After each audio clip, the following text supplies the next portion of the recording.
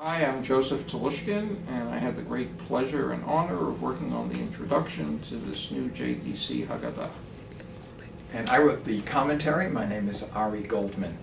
So there were obvious things. The Haggadah's got all these chapters, right? And we open the Seder singing the chapters. We do Kadesh, Urchatz, Yachatz. For them to take on meaning in terms of the JDC story was easy in some cases, like matzah. The JDC sent tons and tons of matzah to behind the Iron Curtain, when there was an Iron Curtain, and nourished Jews, physically and spiritually. The more I was reading and studying about the JDC, the more I see how its themes so fit in to the Haggadah.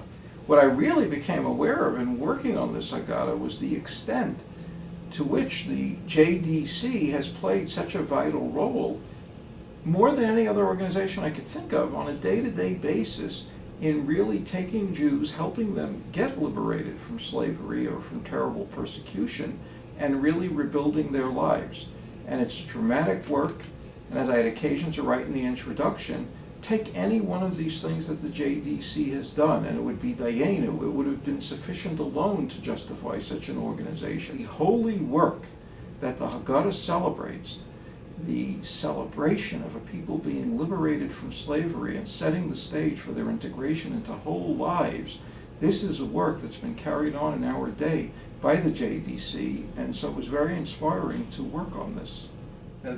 The labor of love was being able to relate this ancient story, which I knew so well and which I loved, to events in my lifetime and events in the lifetime of the readers of this Haggadah. I mean, you're going to look at pictures in here and say, oh, I remember that, or I knew about that, or I saw that rescue operation. I see how Israel has changed, and I see how European Jewry has changed, as reflected in this Haggadah. The JDC has amassed an extraordinary collection of photographs reflecting what it has accomplished over this last century. And to look at them is to make their history come alive, and one can only imagine that if we could have photographs or even accurate paintings from the time of the original Exodus story, how exciting it would be. So to have the Exodus text illustrated by modern stories of saving and deliverance is part of what makes this so compelling. We wouldn't have done this if we didn't have a love for it, and if we didn't think it was a book that was needed.